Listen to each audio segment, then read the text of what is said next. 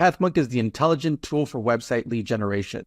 With increasing online competition, over 98% of website visitors don't convert.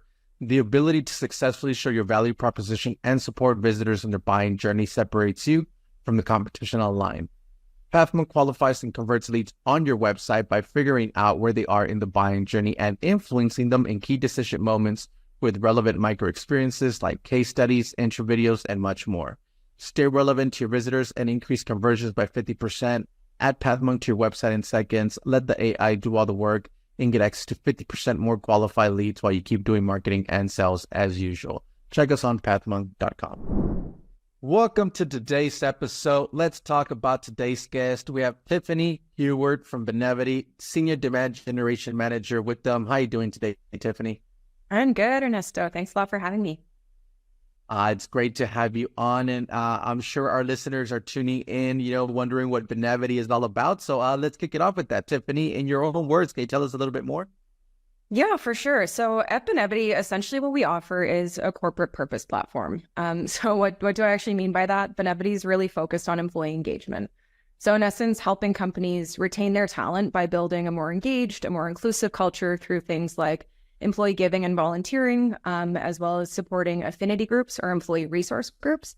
And we've also been in the granting space for some time. So helping organizations kind of streamline their grant management processes and just drive meaningful impact in the communities they invest in. So really, we're kind of all about doing good, which is a pretty great thing to be able to do. Definitely awesome to hear that. And so that way our listeners who are tuned in can go ahead and get a better understanding of Benevity. What would you say then are the key problems that you guys like to solve for clients? Yeah, so the problems that we're solving would really depend on the product area, but we're really trying to help social impact teams, along with granting teams, diversity, equity, inclusion, and belonging teams run their various programs more efficiently and streamline a lot of the work that they're doing so that they can focus kind of more on the high-level strategy instead of spending all their time on the manual execution of their programs. We also want to really help clients be able to leverage reporting that allows them to show the impact of their social impact program, the impact of their granting program to their internal and external stakeholders. So that's kind of, in a nutshell, that's what we're trying to solve for. Definitely. All right. Perfect. Great to hear that. And so then is there a certain vertical segment? Is there an ideal ICP there for Benevity? Honestly, we serve a pretty wide range of companies. So our client base is made up of over 900 brands spanning across industries. So honestly, you can think about anything from UPS to Levi's to John Deere to Visa. It's a pretty broad range. So essentially any organization that has like a social impact program. So if they want to help their employees do giving and volunteering, if they have employee resource groups in their organization, if they have a granting program, really anyone can kind of, fall into that. That's awesome to hear, right? I mean, you mentioned, right? I mean, UPS, GE, Levi's, John Deere, really big companies out there. How would a company then find out about Benevity? Is there a top client acquisition channel for you guys? Yeah, so I'll speak specifically to the audience that I focus on, which is that kind of DEIB audience. So I worked as the campaign manager for the launch of Benevity Affinity Groups a couple of years ago. So that's an employee resource group management platform. And a big part of the launch was really to connect with that DEIB audience, which was quite new for us at the time, just being a new product. So the channels that I've really focused on, which have yielded success, especially in that sort of like building of a net new audience, have been paid social and sponsored events, primarily just because of that ability to target really well. And another channel for me that I've leaned into is some of the more dark social channels, specifically around community. So part of that launch for the product that I was mentioning, Affinity Groups, involved a sponsored webinar where I noticed during the webinar, there's just significant engagement in the chat. So folks were sharing their LinkedIn details. They really wanted to connect and kind of keep that conversation going after the event, which was amazing to see. And I felt like I had an opportunity to really help create that space for them to carry on the conversation. So quickly spun up a follow-up email inviting folks to join what's essentially become a discussion group that would host kind of casual sessions where they could connect, discuss their challenges with their peers in the DEIB space. And I think it started, we had around 60 folks respond positively and join the group. It's been about a year and a half, and now we're at over 500 members. And we bring folks together kind of once a month to have a discussion around their challenges when it comes to managing their employee resource groups.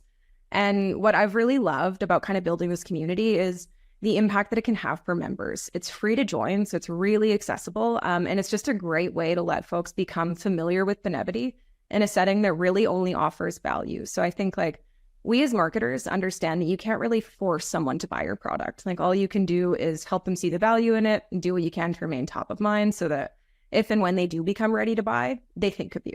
And I think community is such a fantastic way to stay engaged with your audience and just remain top of mind as someone who's provided value, been a partner. So I think those have really been kind of the top channels that I focused on. Well, that's awesome to hear, right? And the community that you've created, that's great to hear, especially there with Benevity. So awesome to hear that. So, and so that way listeners who are tuned in can go ahead and visit you. They can always check you out at benevity.com. What role then does the website play for client acquisition, Tiffany? Yeah, so the website definitely plays a role in client acquisition. I mean, obviously, folks can request product demos through the website. They can learn about our products there. But I think one of the roles that our website serves really well is to also just be a great place for our audience to find content that's going to help them solve their challenges and run their programs, be it their social impact program, their granting program, or their employee resource group program, just more efficiently. So again, kind of going back to my comment that you can't force someone to buy your product, but you can become a really trusted source of knowledge for your audience. You can consistently deliver value to them. So our website has a lot of fantastic content and resources, including like blog posts, ebooks and guides, industry reports, webinar recordings, podcast recordings, probably some others that I'm missing, but all of this content is really there to kind of help our clients and prospective clients out and see us as a partner to them. So I think, that plays a really big role. Definitely important, right? Awesome. Thank you so much for sharing that. And on that note, then, is there any tools or tips or methods that you would recommend to our listeners as far as some website lead generation?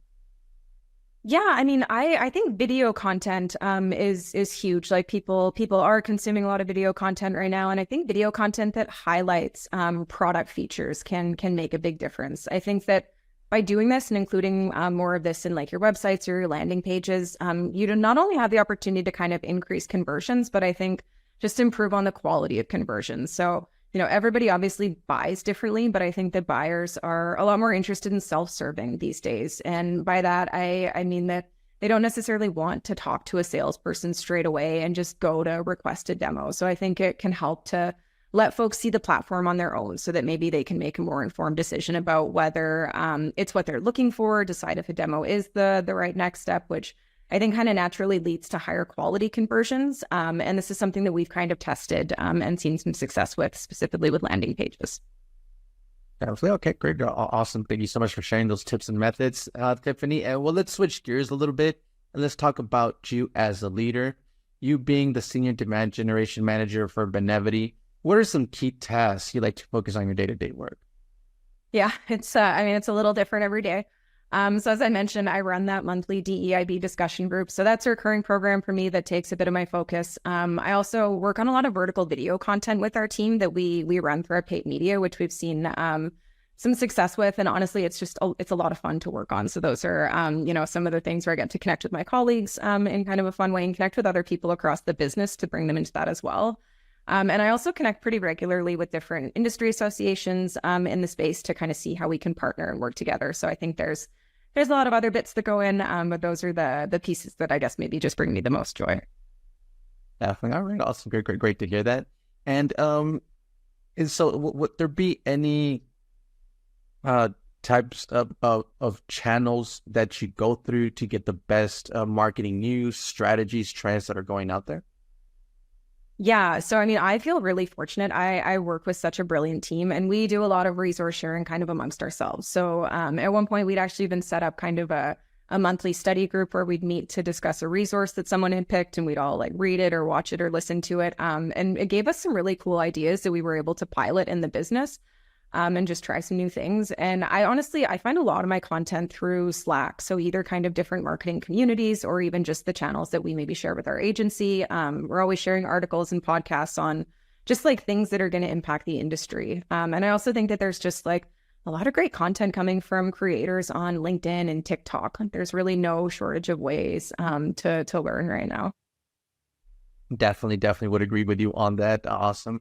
And well, let's jump into our next section here then, Tiffany, which is our rapid fire question rounds. Are you ready for them? I'm ready. Awesome. Well, then, first off, then, Tiffany, what is the last book that you read? Maybe I'm not ready. I can't recall which one I read first, but it was either Crossroads by Jonathan Franzen or White Women by Regina Jackson and Saira Rao. I would recommend both. Both great reads. Okay, awesome. Great to hear that. Next, then, is if there would be no boundaries in technology, what would be that one thing that you want to have fixed for your role as a marketer today?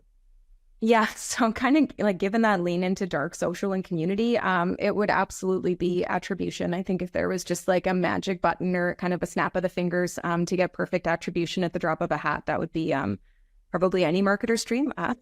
That's one thing that I would love. Yep, I would totally agree with that as well. Next, then, is if there's one repetitive task that you could automate, what would that be? Yeah, so I think honestly, my answer would have been quite a bit different a few months ago. But I've been trying to leverage ChatGPT as much as I can to automate some of my kind of recurring time-consuming tasks, which has been amazing. But there are still some that I haven't quite figured out how to automate just yet. So honestly, for me, I would say video editing. I do a lot of verticals, like I mentioned, and some of these are just me doing talking heads. So I often have to edit my own videos, and if I could automate that so I didn't have to watch myself on camera over and over again, I absolutely would. Definitely would agree right here in the podcast. There's a lot of editing, so it's definitely something as well. Great to hear that. And then, well, Tiffany, lastly, I mean, you have a lot of experience already, but what is that one piece of advice that you would give yourself if you were to restart your journey as a marketer today? Yeah, so honestly, I would just try to surround myself with people who are smarter than me or have more knowledge than me in the areas that I want to grow and develop in. I remember when I joined Benevity, I felt a little bit intimidated just by the caliber of my teammates. It's like I said before, it's a really brilliant team, and I kind of came in feeling a bit unsure about what I'd be able to add, how I'd be able to stand out. But now, like a few years down the road, I can see that the opportunity to join a team that makes you feel that way about yourself is such a gift. Like I have learned so much in the past few years of my career, and I wouldn't have had that same growth if I had joined a team where I was the most experienced demand gen person or I had the most, experience or knowledge. So I think I just encourage myself to listen more and not feel the need to be seen as an expert in all things straight away, but to kind of come at it from a place of learning and like really that want to become the expert. That's kind of the advice I think I'd give to myself. Yeah, and that's some great advice, not just for yourself, but for our listeners. I think that's super important. Right? Always have an open mind to what people are saying, because you're always going to be learning something. So awesome. Great to hear that from you, Tiffany. And well, we are coming to the end of the show, Tiffany, here. But before we do end, I do want to give you the last word. If someone forgets everything about the interview today, what is that one thing they should remember about Benevity? I would say to remember about Benevity, honestly, just to come kind of check us out. Like the business is doing so many great things. So I think, it's just a world where we wanna do a lot of good and try to help corporations really engage their employees in like giving and volunteering and giving back. So it's just a lot of cool stuff going on. Awesome. Well, there you guys heard it. To our listeners, check them out at benevity.com. Tiffany, thank you so much for being on. To our listeners, thank you so much for tuning in, and I'm looking forward to our next episode at Pathmonk Presents. Thanks a lot, Tiffany. Thank you.